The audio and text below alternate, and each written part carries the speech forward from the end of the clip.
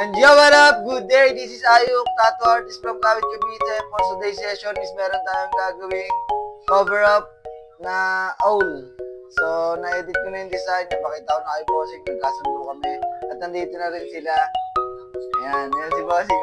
Alright. Solid follower natin yan, sila Bossing at si Madam. So, i-ready ko na yung gamit para mapag-umpisa na kami. Abangan nyo yung mga mangyayari ngayong araw at malaki-laki yung gagawin ko cover up. Let's go! So muli at yan yung project natin ngayong araw, isang minimalist. Alright. So dito mga boss ay uunahan na natin nagawan si Madam ng kanyang tattoo dahil si Bossing ay malaki-laki ang project natin sa kanya. At yung project pala natin kay Madam ay itong kanyang footprint ng kanyang aso dahil yung aso niya daw ay namatay na. So sila Madam nga pala ay taga-kabilang village lang din sa Pinagkaloob. So dalawa na yung kliyente natin na taga Pinagkaloob. So yung una nating kliyente, yung ginawa natin ng half sleeve na geometric, taga ron din yun. Taga doon din sila Boss Madam. At yung sked pala na nakuha ni na boss ay adjust pa. So nag-advance na sila Boss Madam dahil tayo bakante, tinanggap kagad natin yung schedule na hiningi nila. So ginawan kagad natin si Madam ng isang mabilisang tattoo dahil yung tattoo natin kay Bossing ay malaki. Full chest nga pala yung gagawin natin kay Boss. So habang ginagawa ko nga pala itong project ko kay Madam, si Bossing ay napapag-isip-isip na dahil malaki nga daw yung kanyang ipapagawa at mahaba-habang tiisan nga daw yung kanyang gagawin.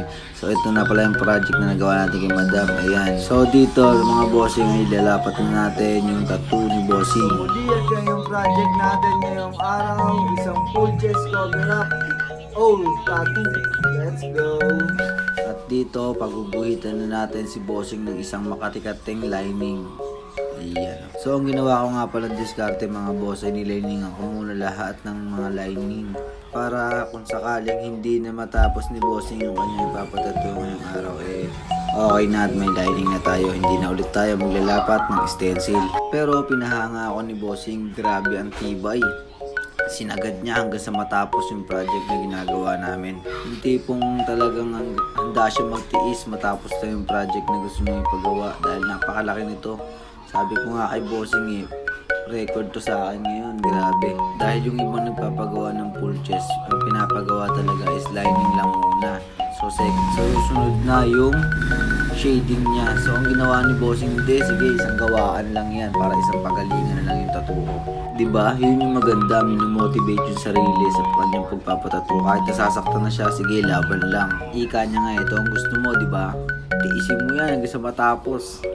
So si Bossing nga pala solid follower natin. Yun yung lagi nakabang sa mga upload natin, lagi nag-share.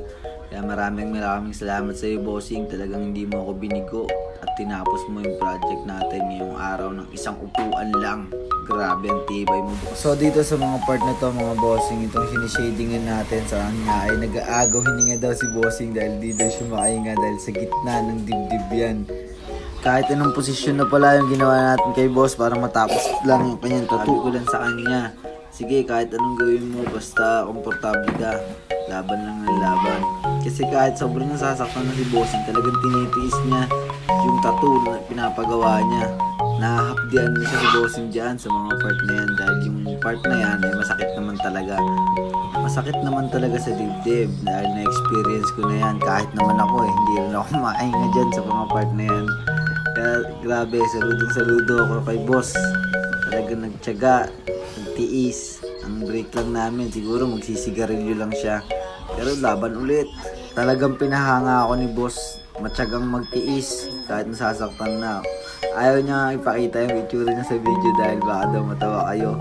At nagkakahaba na tayo ng kwentuhan at yung project natin ay hindi natin namalayan na patapos na pala yung ating project. So ito na nga. At ito na nga yung natapos natin project ngayong araw, a total of 8 hours. Grabe ang tibay mo boss. So muli ako nga pala si Ayuk, tattoo artist from Kawit, Cavite. Follow, like, comment, and share. Peace out.